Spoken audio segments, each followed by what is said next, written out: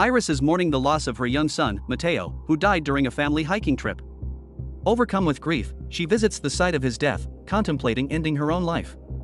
Just as she stands at the cliff's edge, a man named Richard approaches and strikes up a conversation. His presence momentarily shifts her focus, and she decides against jumping.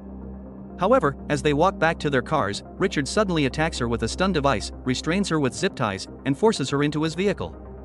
Iris regains consciousness in the moving car, realizing Richard is taking her to a remote cabin, where he ominously tells her they have all weekend together. Seizing an opportunity, she uses a pocket knife to cut her wrist restraints and attacks him, causing the car to crash.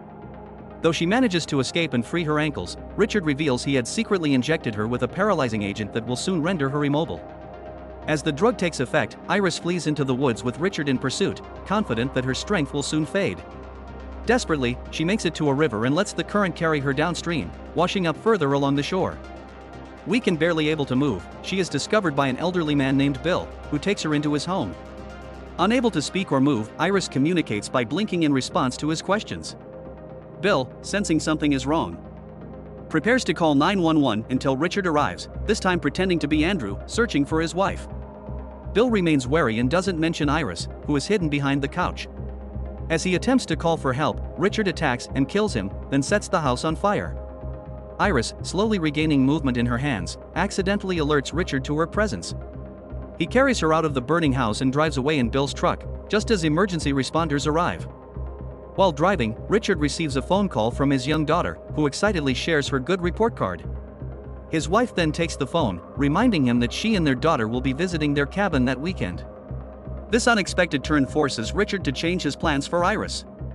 Stopping at a gas station, Richard refuels while Iris, recovering from the paralysis, attempts to escape but fails. He then returns to the crash site of his original car to collect his belongings. A passing police officer, suspicious of the wreck, questions him. When the officer approaches Iris, Richard swiftly kills him before continuing his escape. Reaching a secluded lakeside jetty, Richard prepares to row Iris out to the water, where he has disposed of his past victims. But as they struggle in the boat, Iris manages to grab his knife and stab him through the neck before pushing him overboard. When he attempts to climb back, she shoots him, piercing the boat's hull. As the vessel sinks, she fights to stay afloat and swims back to shore. Richard, barely alive, drags himself onto the bank. Iris stands over him, watching as he takes his final breaths. With a newfound resolve, she thanks him not for his cruelty, but for forcing her to fight for her survival, reigniting her will to live.